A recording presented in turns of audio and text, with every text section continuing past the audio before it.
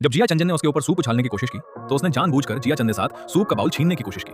Soup उसके अपने ही कपड़ों पर गिरा दिया और फिर बनावटी तरीके से उसके कपड़े पोंछने लगी, जिससे जिया चंदन की पूरी साजिश नाकाम हो गई। जिया चंदन गुस्से से दांत पीसने लगी। उसे क्या पता कि ये लड़की एक प्रोफेशनल शॉर्ट ड्रामा एक्ट्रेस है। उसने शॉर्ट ड्रामा इंडस्ट्री में 3 साल बिताए हैं और 180 से ज्यादा डॉग ब्लड शॉर्ट ड्रामों में काम किया है। वो लगातार विभिन्न प्रकार की विशैली फीमेल सपोर्टिंग रोल्स निभाती रही है। Fake wife, true and fake daughter, सब कुछ निभाया है। सभी ट्रैप और डायलॉग्स जो फीमेल लीड को फंसाने के लिए इस्तेमाल होते हैं वो रटे हुए हैं।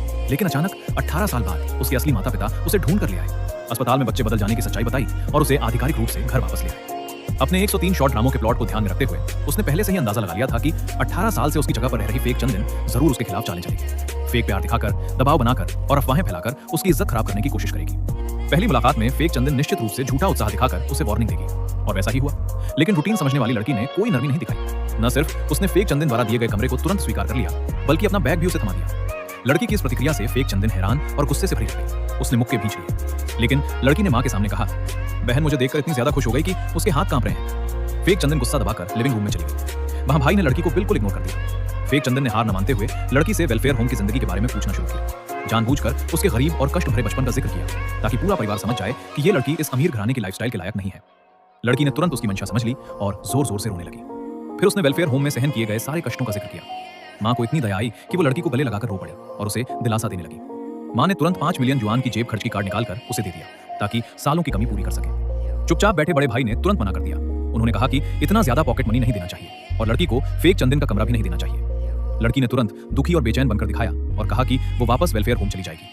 मां ने तुरंत उसे रोक लिया और जबरदस्ती कार्ड उसके जेब में ठूंस दिया। इस तरह लड़की ने पहला राउंड जीत लिया, लेकिन उसे पता था कि फेक चंदन इतनी आसानी से नहीं मानेगी। इसलिए उसने पहले से तैयारी कर ली और अपने लंबे समय के सहयोगी डायरेक्टर वांग को फोन कर दिया। डायरेक्टर वांग को सुनकर बहुत उत्सुकता हुई और उन्होंने तुरंत प्रोजेक्ट ले लिया। अगली सुबह फेक चंदन फिर से नर्म और समझदार बड़ी बहन का रोल प्ले करने लगी। उसने कहा कि वो रात भर सो नहीं पाई। लड़की ने तुरंत उसकी चाल समझ ली कि वो सहानुभूति बटोरकर खुद को शिकार दिखाना चाहती है। लड़की ने तुरंत अपना एक्टिंग मोड ऑन कर लिया। उसकी आंखों से आंसू बहने लगे। उसने कहा कि उसे रात भर बुरे सपने आ रहे थे, वेलफेयर होम में होने वाली मारपीट के सपने। वो बहुत चाहती है कि बड़ी बहन उसे गले लगा ले।